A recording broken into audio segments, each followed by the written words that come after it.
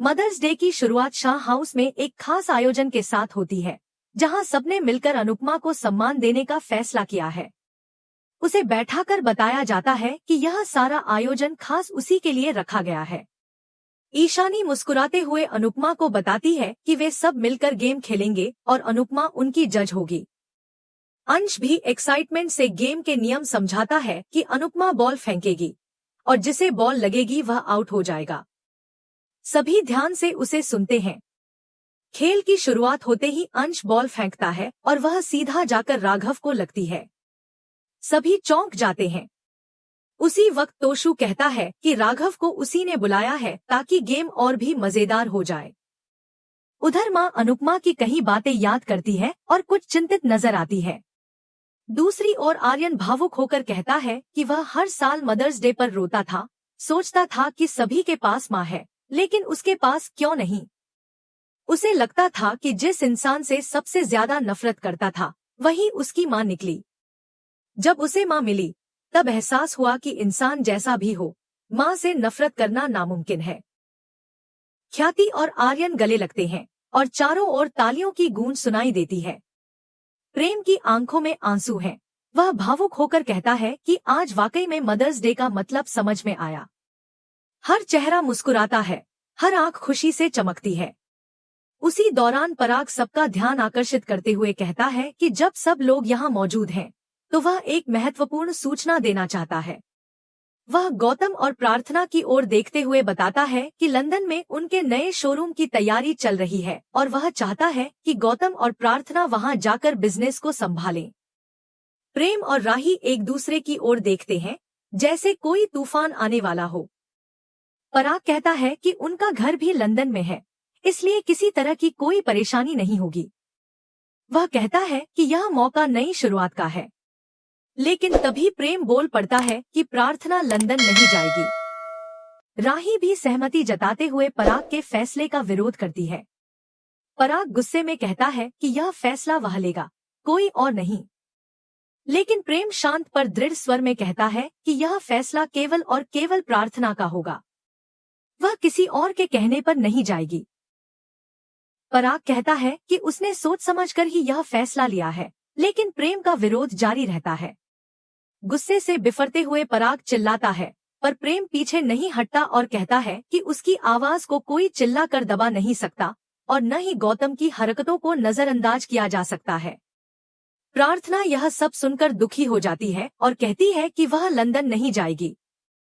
पराग उसे अपने पास बुलाकर समझाता है कि वह अनुपमा की बातों के प्रभाव में न आए और गौतम के साथ अपने रिश्ते को सुधारने की कोशिश करे। फिर वह गौतम को बुलाकर घोषणा करता है कि 15 दिन के भीतर वे दोनों लंदन जाएंगे और नए सिरे से शुरुआत करेंगे। वह उन्हें शुभकामनाएं देता है। मोटी बा प्रार्थना को समझाती है कि नई शुरुआत करना जरूरी है। गौतम भी एक अच्छे इंसान की तरह बर्ताव करते हुए प्रार्थना से दूसरा मौका मांगता है। शाह हाउस में गेम्स का सिलसिला शुरू होता है। अनुपमा बॉल फेंकती है और सब उससे बचने की कोशिश करते हैं। सभी बहुत आनंद लेते हैं। एक और गेम में, जहां आंखें बंद करके अनुपमा की फोटो पर बिंदी लगानी होती है, राघव सफलतापूर्वक उसकी मांग पर बिंदी लगाता है और जीत हासिल करता है। लीला यह देखकर सोचती है कि अब राघव सच में अनुपमा की मांग में सिंदूर भरने के लिए भी तैयार है। राघव फिर लीला के पैर छूता है और उसे मां की तरह मदर्स डे की शुभकामनाएं देता है। अनुपमा उसे देखकर सोचती है कि एक दिन राघव सबका दिल जीत ही लेगा।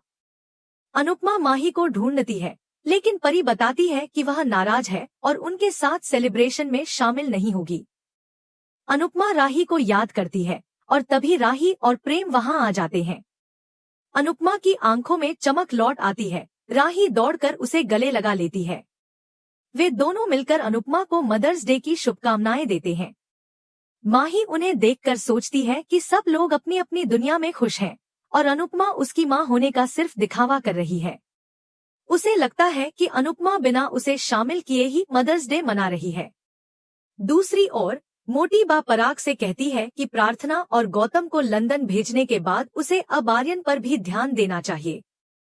पराग को जैसे ही पता चलता है कि राही और प्रेम शाह हाउस गए हैं, वह मोटी बा से पूछता है कि क्या अनुपमा और राही के बीच सब कुछ ठीक हो गया है। मोटी बा कहती है कि अब भी वह अनुपमा की सोच को नहीं समझ पाई है और समझ नहीं आता कि लोग उसे इतना क्यों मानते हैं। इधर अंश हैरानी से पूछता है कि क्या सच में प्रार्थना ने लंदन जाने के लिए हाँ कर दी है। राही कहती है कि उसकी कोई बात सुनता ही नहीं है और सब उसे अनदेखा करते हैं।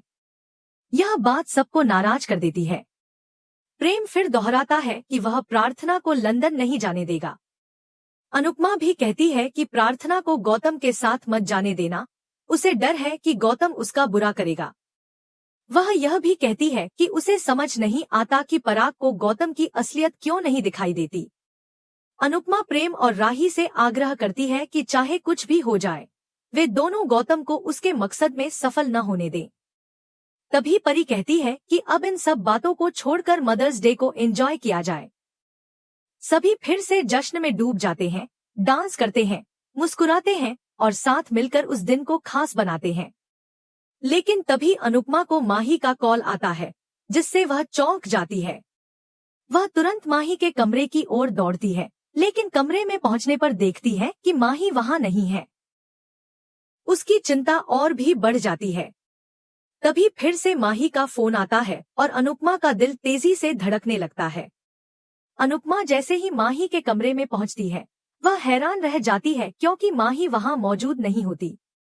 तभी उसका फोन दोबारा बजता है और माही की आवाज आती है कि मम्मी, मुझे अभी आपकी बहुत जरूरत है। अनुपमा चौंकते हुए पूछती है कि तुम घर में ही होकर मुझसे फोन पर बात क्यों कर रही हो? मैं तो तुम्हारे कमरे में ही खड़ी हूँ। माही तुरंत कहती है कि वह घर पर नहीं है और उसे इस वक्त अनुपमा की जरूरत है। वह कहती है कि वह लोकेशन भेज रही है और अनुपमा को अकेले वहां आना होगा। किसी को कुछ भी बताने की मनाही करती है और अपनी कसम देकर चुप रहने का वादा लेती है।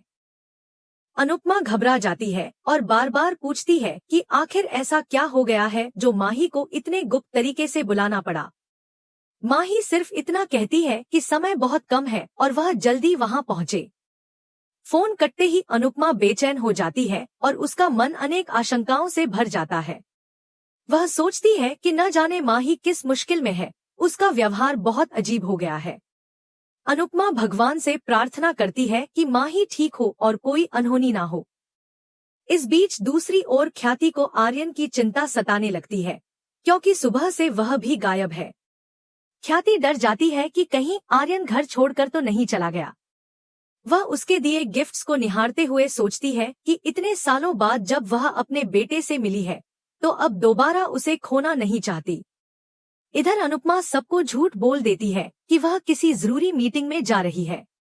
राही पूछती है कि क्या माही ने कुछ बताया? अनुपमा केवल इतना कहती है कि माही घर पर नहीं है, लेकिन असली बात किसी से साझा नहीं करती। दूसरी तरफ पराग गौतम को बुलाकर उसे कड़ी चेतावनी देता है कि प्रार्थना को मानसिक रूप से अस्थिर साबित करने की कोशिश न करे।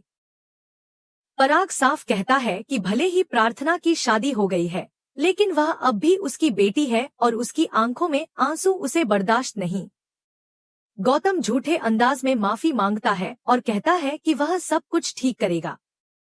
पराग उस पर भरोसा कर लेता है, पर जैसे ही गौतम बाहर आता है, वह अपने असली इरादों को याद करते हुए सोचता है कि लंदन पहुंचते ही वह प्रार्थना को सबक सिखाएगा और पूरे बिजनेस पर कब्जा कर लेगा। शाह हाउस में दूसरी ओर लीला पाखी से कहती है कि उसे भी अब कमाई करनी चाहिए। पाखी जवाब देती है कि ईशानी उसके लिए काम कर रही है और जैसे ही उसकी शादी कोठारी हाउस में होगी, उन्हें दोनों को कोई चिंता नहीं करनी पड़ेगी। तभी ईशानी वहां आती है, जो अपना फोन ढूंढ रही होती है। जैसे ही वह फोन चालू करती है, राजा का वॉइस मैसेज बजने लगता है, जिसमें वह बेसुरी आवाज में गाना गा रहा होता है। पाखी इसे सुनकर खुश होती है, लेकिन ईशानी हैरान हो जाती है। पाखी उसे समझाने की कोशिश करती है कि राजा से शादी करने में उसका ही फायदा है, लेकिन ईशानी साफ मना कर देती है। इधर अनुपमा मंदिर के बाहर पहुंचती है और सोचती है कि माही ने उसे यहीं क्यों बुलाया। वह मंदिर में अंदर जाती है और चारों तरफ नजर घुमाती है। तभी उसकी नजर माही और आर्यन पर पड़ती है, जो शादी के जोड़े में खड़े होते हैं। अनुपमा यह देखकर स्तब्ध रह जाती है और समझ नहीं पाती कि यह सब अचानक कैसे हुआ। उस वक्त प्रेम और राही भी अनुपमा की गैरमौजूदगी से परेशान होते हैं। राही कहती है कि माही सुबह से घर से बाहर थी और मम्मी भी कुछ छुपा रही थी, जरूर कुछ गड़बड़ है। प्रेम भी उसे शांत करने की कोशिश करता है लेकिन खुद भी चिंतित होता है। मंदिर में माही और आर्यन अनुपमा से कहते हैं कि वे दोनों शादी कर रहे हैं। अनुपमा यह सुनकर घबरा जाती है और उनसे सवाल करती है कि बिना किसी को बताए, बिना बड़ों के आशीर्वाद के ये कदम उठाना सही कैसे हो सकता है। माही कहती है कि इसीलिए उसने अनुपमा को बुलाया है। आर्यन को अपने घरवालों का आशीर्वाद नहीं चाहिए, लेकिन माही चाहती है कि अनुपमा उसकी शादी में मौजूद रहे और आशीर्वाद दे। अनुपमा यह सुनकर उलझन में पड़ जाती है और सोचने लगती है कि क्या करना सही होगा। एपिसोड के अंत में दिखाया जाता है कि अगले दिन क्या होने वाला है। अनुपमा माही से कहती है कि वह घर लौट चले, लेकिन माही और आर्यन जिद करते हैं कि वे शादी करके ही रहेंगे। अनुपमा जब माही को जबरदस्ती ले जाने की कोशिश करती है तो माही गुस्से में धमकी देती है कि अगर किसी ने उसकी शादी रोकी तो वह खुद को नुकसान पहुंचा देगी। अनुपमा इस धमकी से डर जाती है और सोच में पड़ जाती है कि अब कैसे इस स्थिति को संभाले। इस तरह से आज का एपिसोड एक भावनात्मक मोड़ पर समाप्त होता है, जहां अनुपमा एक ओर अपनी बेटी की सुरक्षा को लेकर चिंतित है और दूसरी ओर उसकी जिद का सामना कर रही है। ऐसे ही रोमांचक और भावनात्मक ट्विस्ट से भरे डेली अपडेट्स के लिए इस चैनल को जरूर सब्सक्राइब करें और वीडियो को लाइक करना ना भूलें।